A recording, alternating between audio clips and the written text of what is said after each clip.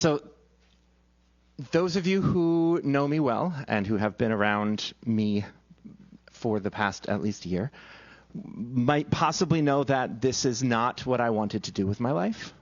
I did not want to be a pastor because I looked up to pastors as a little kid who went to church every single day, basically. And from where I stood, pastors were perfect. And I imagined that pastors were probably the holiest kids when they were kids, and then they were the most righteous teenagers, and they were the 18, 19-year-olds who got everything right and never got into trouble and never had any doubts, top of the class kind of people. I don't know where this idea came from. Possibly because we literally put pastors up on a pedestal. We call it a pulpit. Not here. Clearly, we're a weird church, and so we're intentionally not putting people up on pedestals. So I had a very hard time accepting that because I knew myself, and I knew that faith has never come easy to me. Faith has always been something that I have struggled with. I think there's a reason why the Apostle Paul lists faith among the spiritual gifts. It's not something that comes naturally to everyone. And for those of you for whom it does come naturally, God bless you. Let that light shine. We need it. We who are the doubters and the questioners, we need people like you to look at from time to time.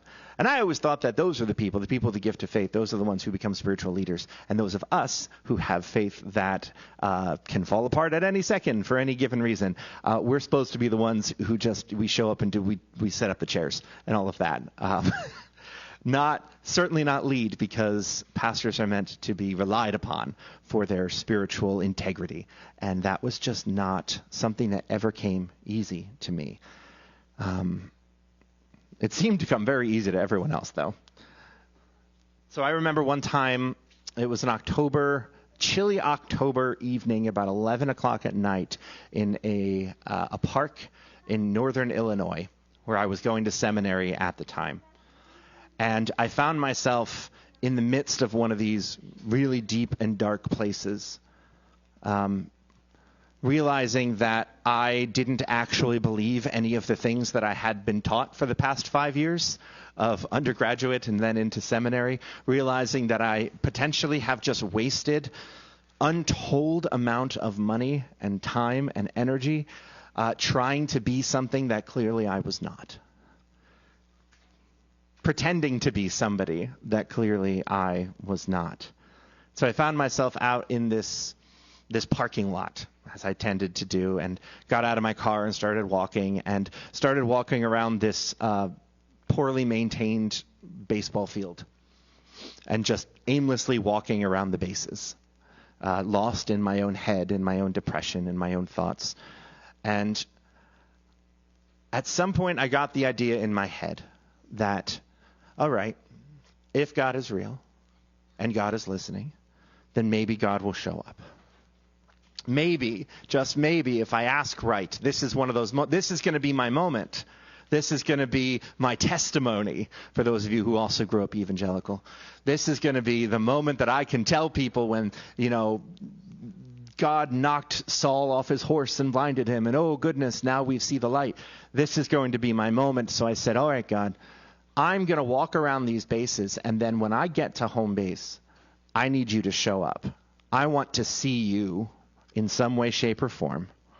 Remembering, of course, the words of Moses from our passage today, in which he asked God for the same thing, and God showed up for Moses.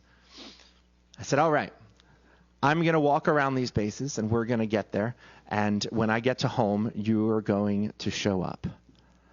And so as I rounded third, and I got closer to the home plate, and nothing was happening, I found myself subconsciously slowing down, as if God needed just a few more seconds to show up. The way like when you are reprimanding a child, and you're like, by the time I get to 3, and you're like 1, 2, 2.5, 2 3/4. Like, that's where I was. I'm walking, and I'm inching slower, closer, because I don't want it to not be true.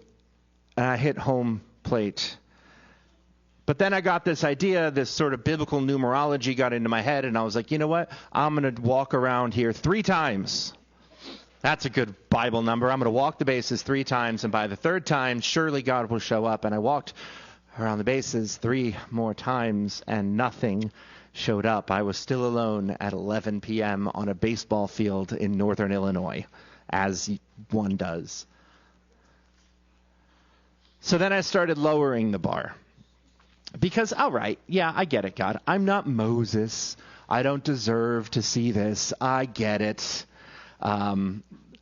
So I was like, all right, I'm going to walk around the bases, and by the time I reach home, show me an angel. Because I grew up hearing so many stories about people who have seen angels. That was like every single chapel speaker in my Pentecostal school had a story about how they saw an angel. My little sister saw an angel when she was a little kid. Like, everyone sees angels. It's easy peasy. You don't even have to give me like an archangel. Just like an intern angel. Like, give me the angel who makes the copies in heaven. Like, I'll take that angel. And nothing. Clearly, nothing. So I got more desperate, and I'm now like, all right, well, I'm not getting a supernatural sign. That's fine, whatever. Let me hear a car horn by the time I reach home plate. Let somebody else show up in the parking lot by the time I reach home plate. Let a bird or a bat fly by me. Let me see a shooting star. And 45 minutes of this before I crossed home plate one final time. And instead of turning to walk to first, I walked straight to my car. I felt alone. I felt betrayed. I felt forgotten. I felt hopeless. I felt like I had followed this call that I had felt and that had been confirmed by other people into ministry, trusting that if I took those steps and I did the thing, that the faith would follow. I didn't have the faith in God, but I believed that I wanted to have that faith. You know, it was like 1 or 2 steps disconnected from actual faith, just want to have it. And I thought maybe that would be enough. And it wasn't, because I still felt alone and hopeless. And I drove home that night imagining what it must have been like for Moses to be in the cleft of a rock, to have his prayers answered, to have God saunter by, and to be able to look at depending on your translation, God's backside, or either where God was in that. So I'm not going to stand up here and tell you that Moses was checking out God's butt. The Hebrew may or may not say that, though. I didn't even need that. All I needed was a car horn, any kind of sign. But I got nothing. And so I'm imagining Moses getting the thing that he wanted and having it reconfirmed in my mind that I am an imposter, that I don't belong here among the faithful, that I have wasted all of my time. All I wanted was to see God pass by, to have quantifiable proof that God was real and trustworthy. I think those are 2 different things, right? To believe that God is even a real thing, I wasn't even there. But then also to believe that God actually cares about me. I was so far from that. But all I needed in order to get to this first place that God was real was just a response to my prayer. All I wanted and all I needed, or at least what I thought I needed, was for God to physically show up. And as the days went by, I kept thinking about that night. I mean, what would have happened if I had rounded third base and opened my eyes and suddenly there is the glorified, resurrected Jesus Christ standing there in flowing robes and holes in his hands, waving to me like an old friend? What would I have done in that moment, aside from have a heart attack? I think I would have been stunned speechless in that moment. I probably would have lost consciousness. I would have then... As a 22-year-old, I think I would have written a blog post before I told anyone about it, These days, I would have recorded a podcast, because millennials. And I would have been riding high on that. I would have been telling everyone about how God had shown up, and I saw an image of the resurrected Christ, and oh my goodness. But then as time went on, I know myself. I know the way my brain works, the way that the analytical mind that I have works. I would have started to doubt my own senses. I would have wondered if I had maybe had some kind of hallucination because of my immense grief, or maybe I had a brief epileptic seizure, or, the million of other explanations of what may or may not have happened. I would have convinced myself that I'd confused Jesus for a trick of light, and I would have ended up right back where I started. I wanted to see God because I wanted to believe in God. And I think I had it backwards. And maybe you can relate to this as well. I wanted a sign so that I would have evidence that I could build my faith on top of. Because it felt like I had nothing to build a faith on top of. But a faith that is built on evidence, despite how it sounds, is actually surprisingly weak. It's flimsy. It doesn't hold up to doubt and questioning, because all you have to do is question that one piece of evidence and the whole thing falls down. No, God knew that I wasn't ready for what Moses saw. It wouldn't help me in the long term to have seen anything. So instead of giving me what I wanted, God gave me what I needed. And for that moment, it was silence and nothingness and lonely emptiness. Time to sit alone in my room thinking about why I would even want to see God. And then when I wasn't asking for it, God did show up. Now, God didn't show up physically. I didn't see anything with my eyes. There was no blinding light. There was no weird knock at the door, and there was an angel standing there with a clipboard or something. It was not even an audible voice. But it was something that I have never been able to replicate with my own thoughts and attempts to do so. Something different. It was a voice that spoke directly to the deepest part of my being in a way that was absolutely unmistakable. And the voice said, "Drop your books and follow me. Stop looking for me in your studies, in your books. Find me by serving others." And so I dropped out of seminary pretty soon thereafter. I moved into an intentional Christian community in Philadelphia, and I started down this wacky path that has me standing here before you today.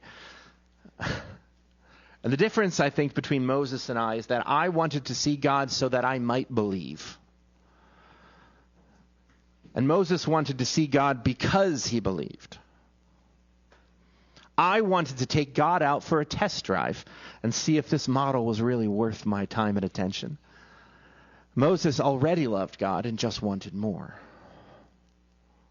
And this, friends, is the reason why I'm glad that God waited to show up in my life. Because seeing God changes a person.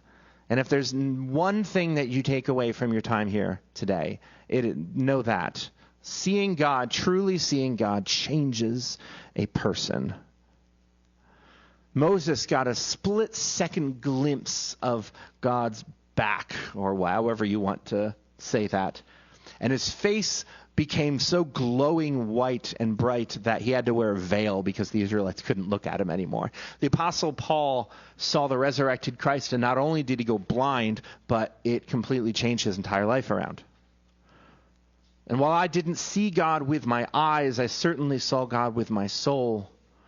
And like I said, seeing God changes a person. I might even say seeing God ruins a person.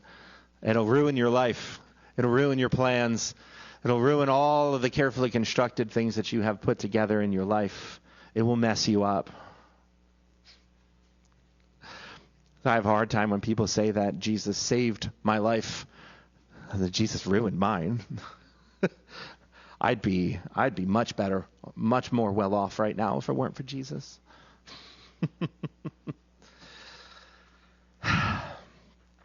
But seeing God changes a person. And after that day, I could no longer deny that God had called me to something.